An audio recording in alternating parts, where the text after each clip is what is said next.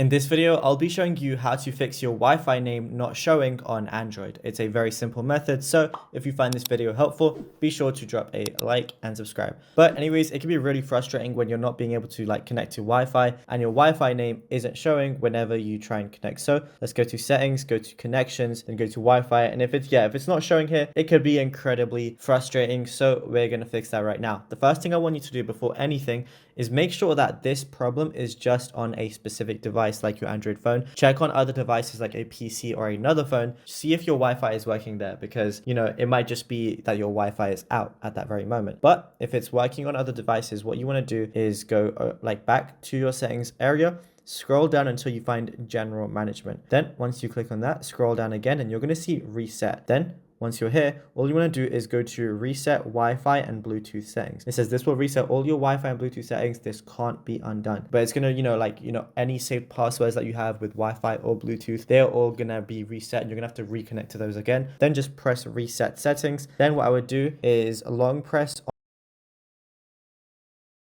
is basically just restart your phone.